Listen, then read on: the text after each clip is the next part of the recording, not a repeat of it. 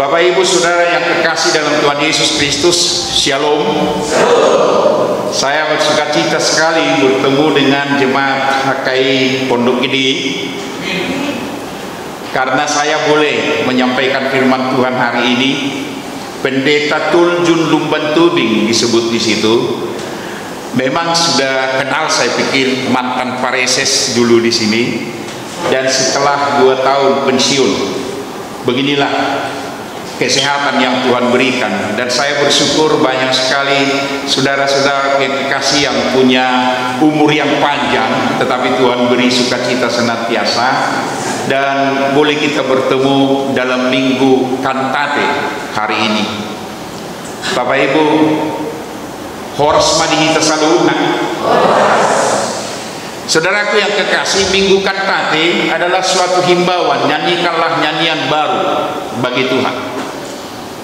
Barang siapa yang menyanyi dan memuji Tuhan, pasti akan memuliakan Tuhan dengan penuh sukacita.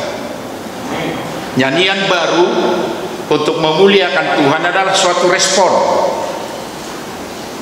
jawaban kita kepada Tuhan akan berkat-berkatnya yang berkelimpahan di dalam seluruh hidup kita. Bersukacitalah senantiasa di dalam Tuhan. Sekali lagi aku katakan, bersukacitalah, kata Paulus ke jemaat Filipi 4 ayat 4. Bersukacitalah di dalam Tuhan, karena nyanyikanlah nyanyian baru bagi Tuhan. Ucapkanlah di dalam seluruh aspek kehidupanmu dengan sukacita, maka kehidupanmu akan senantiasa penuh dengan damai sejahtera. Untuk itu, firman Tuhan mau kita pahami yang terjadi di dalam kitab para rasul, di mana Petrus yang memberi berita Injil kepada semua orang. Ada tantangan dan pergumulan yang dihadapi oleh Petrus ketika itu, di mana orang-orang Yahudi merasa merekalah bangsa Allah yang terpilih, bangsa Allah yang terberkati, karena mereka memiliki hukum Taurat dan mereka mempunyai jaminan kehidupan akan pilihan Allah.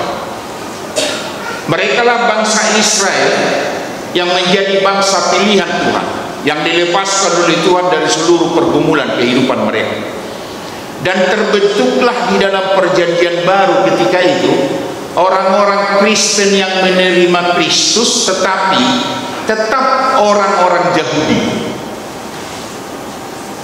Maka orang Yahudi menganggap dirinya suatu komunitas agama yang begitu suci, dan sekaligus mereka menjamin hanya merekalah yang diselamatkan oleh Tuhan.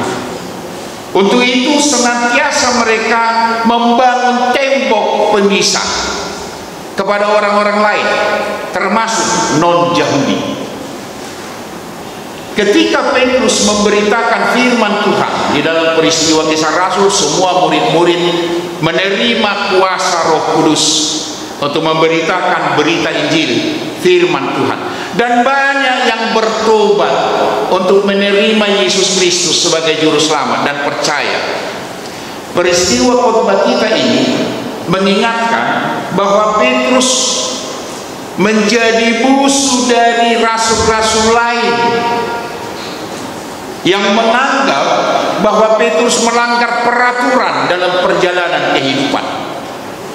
Saya katakan tadi, orang-orang Yahudi menganggap dirinya suci, bangsa Allah yang dipilih oleh Allah, maka tidak perlu bergaul dengan orang-orang lain yang penuh dengan dosa dan kejahatan.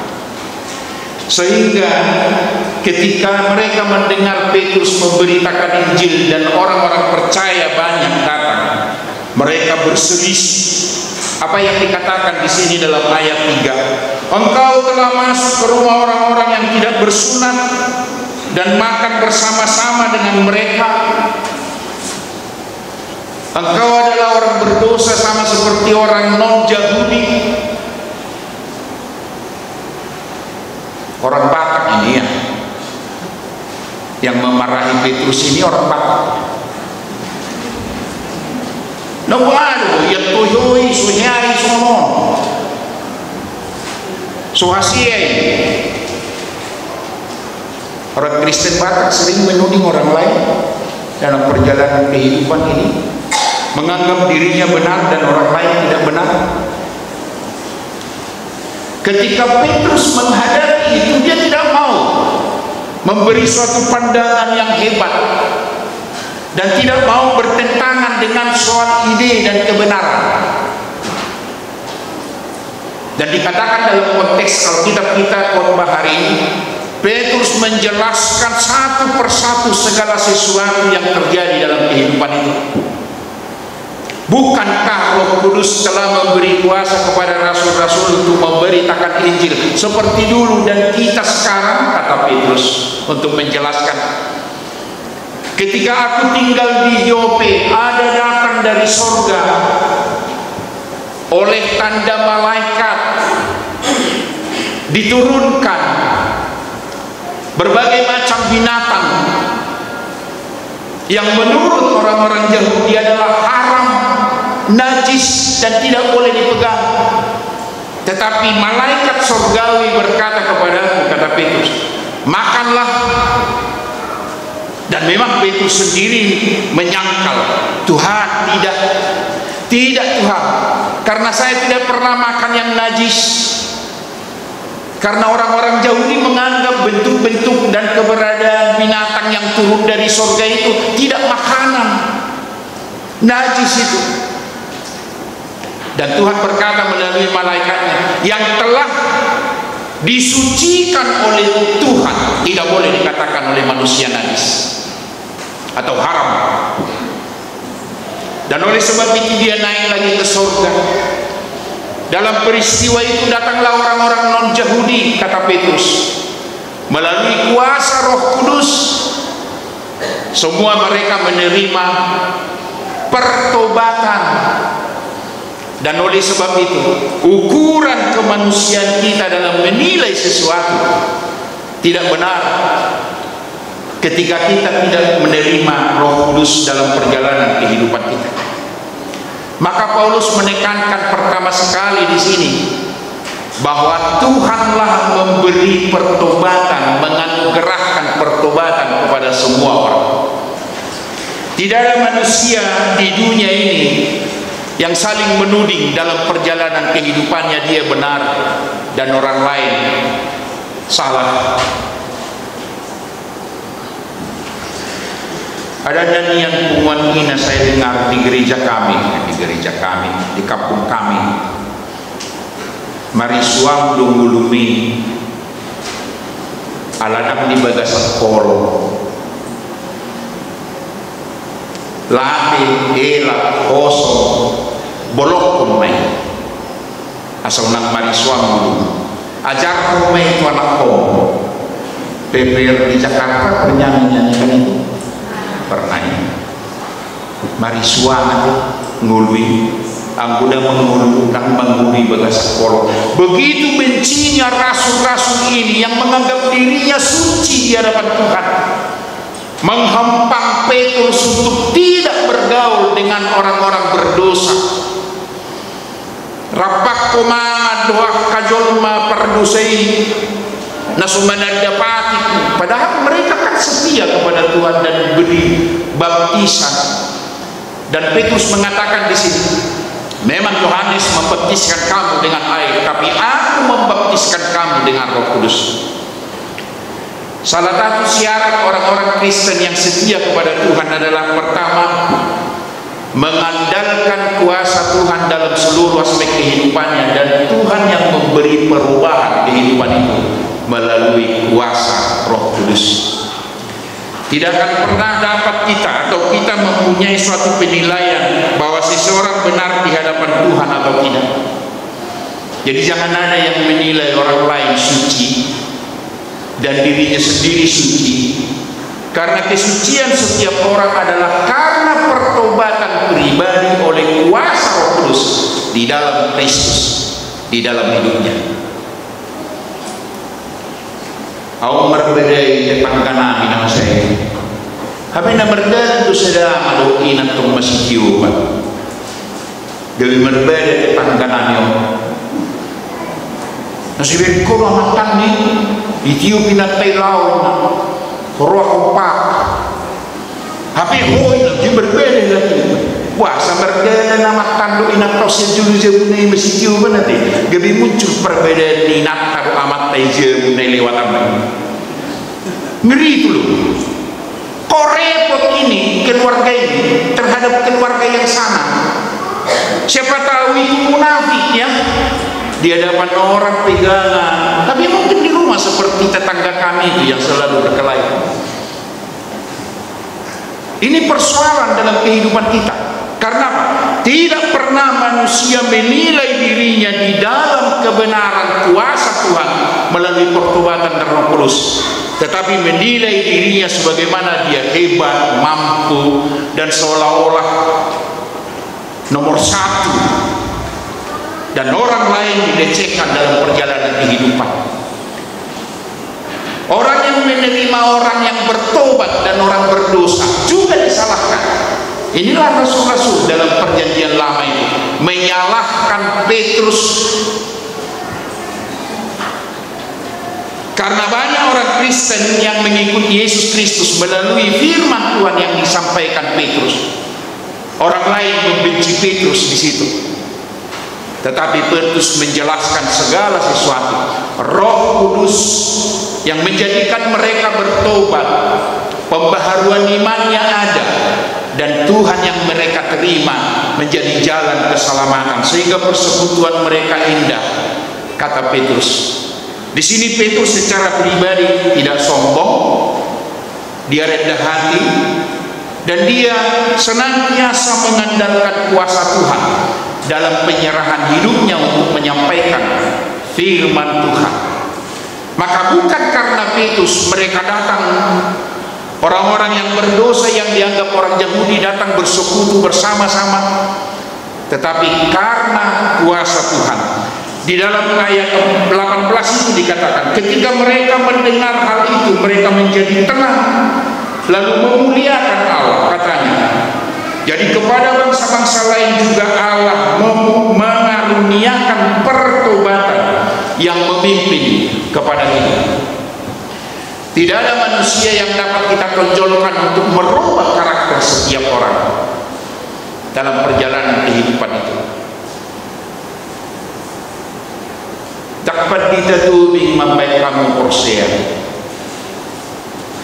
Tapi karena mendengar firman Tuhan yang pendeta Tubing sampaikan dan Tuhan memberi Roh Kudus, maka ada kekuatan untuk bertobat dan mendapat keselamatan. Oleh sebab itu tidak perlu dimuliakan siapapun selain Tuhan yang dimuliakan.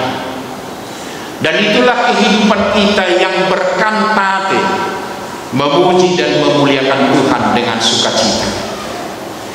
Memuji dan memuliakan Tuhan bukan karena ukuran berkat yang besar di dalam perjalanan kehidupan dan sesuatu talenta yang hebat dalam perjalanan kehidupan itu, tetapi siapa yang setia kepada firman Tuhan dan mendengar dan melakukannya, itulah yang berbahagia.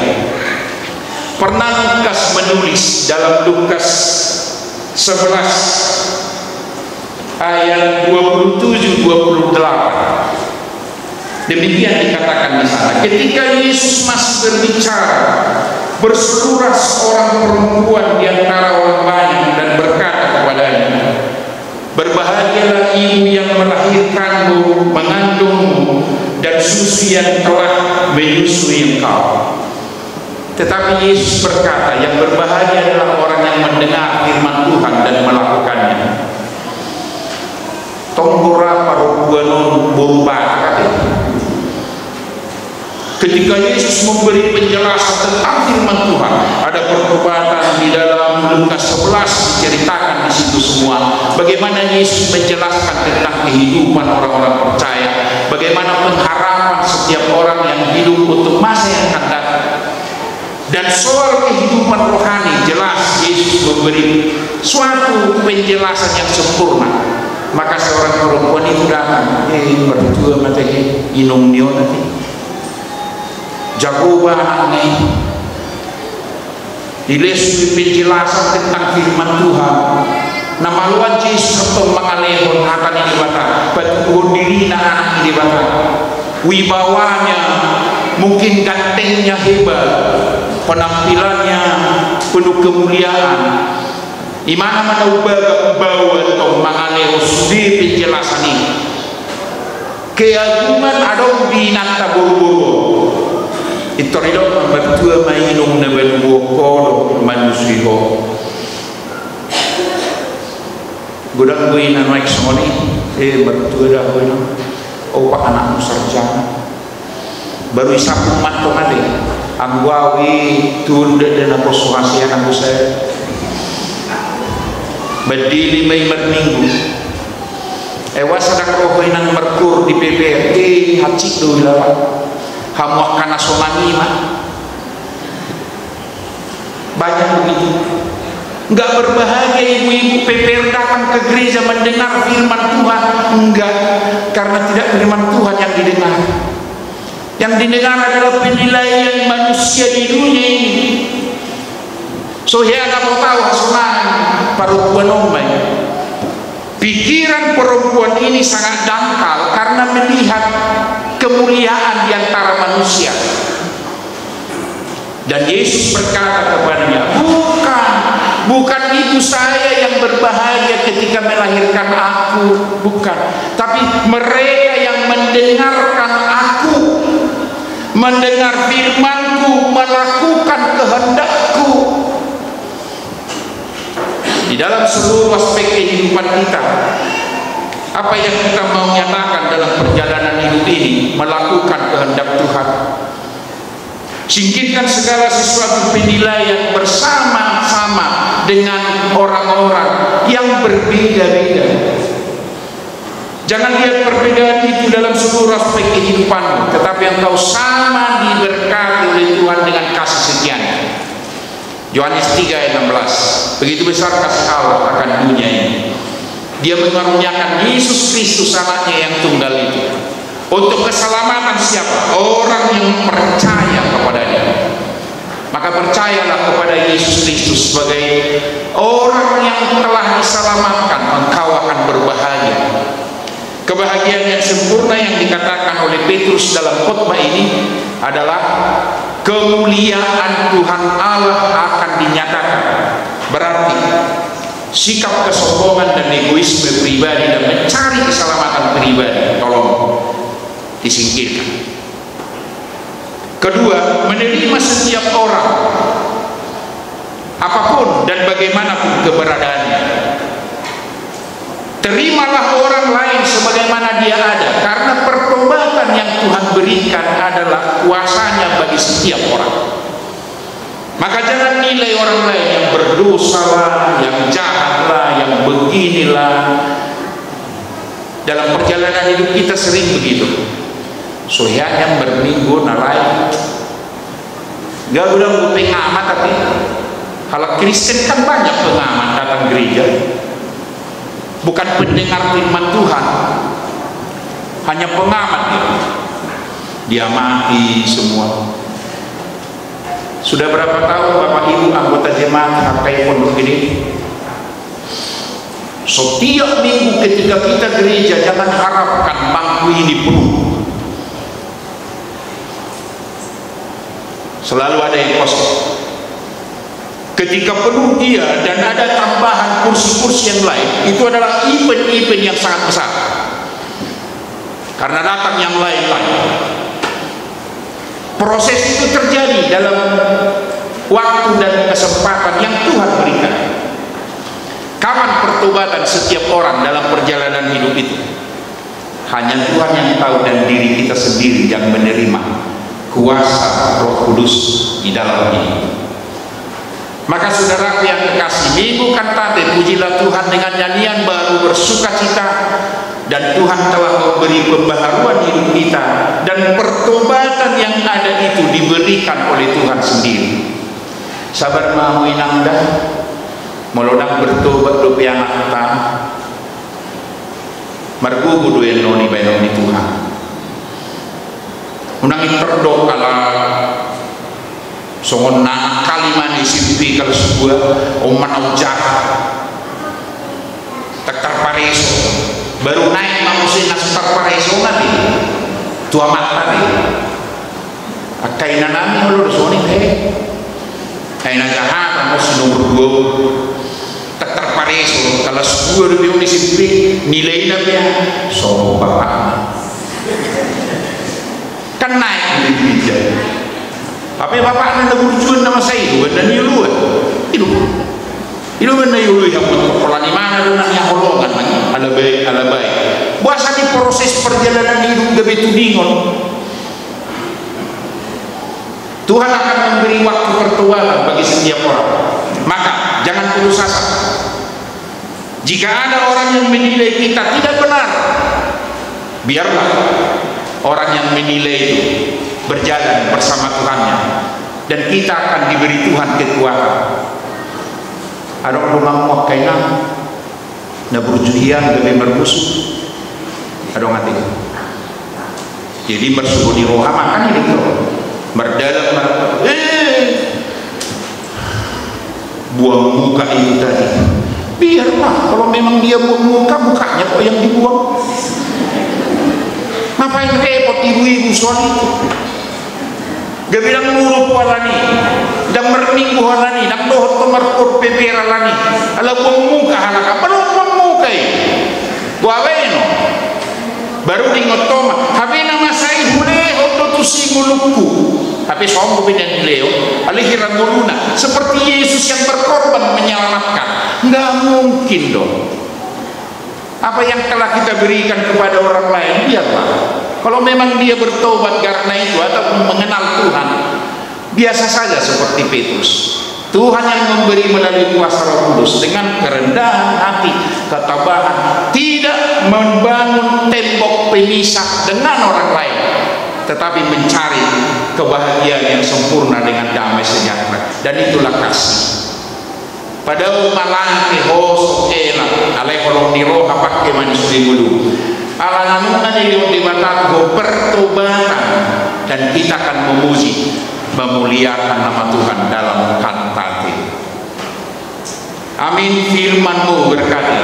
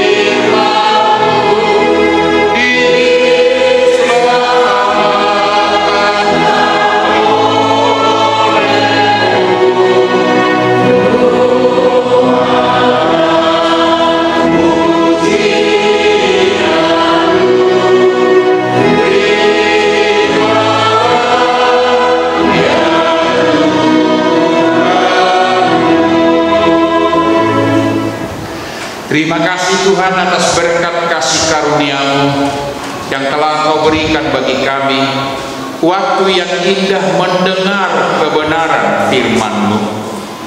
Kami hanya memuji dan memuliakan nama-Mu Tuhan atas kasih karunia-Mu yang memberi keselamatan yang sempurna bagi kami, sehingga damai sejahtera-Mu boleh kami nikmati dari hari-hari hidup kami. Terima kasih Tuhan. Kiranya firman-Mu boleh kami hidupi, sehingga dalam seluruh aspek kehidupan kami, pengampunan dosa kami telah Engkau nyatakan, dan Engkau menerima kami menjadi anak-anak-Mu yang telah Engkau selamatkan. Kiranya kami boleh menjadi berkat bagi orang lain, menerima keberadaan orang lain sebagaimana adanya, dan jauhkan dari kami sikap menghakimi, membenci, sehingga kami boleh menyatakan kebenaran firman-Mu di dalam seluruh aspek kehidupan kami. Terima kasih Tuhan, kami yakin dan percaya Engkau membaharui hidup kami hari ini dalam minggu kantate. Kemuliaan bagi nama-Mu selama-lamanya, dan kami bersuka cita dalam hidup kami menerima berkat-berkat-Mu. Hanya di dalam Yesus Kristus kami berdoa dan bersyukur. Amin.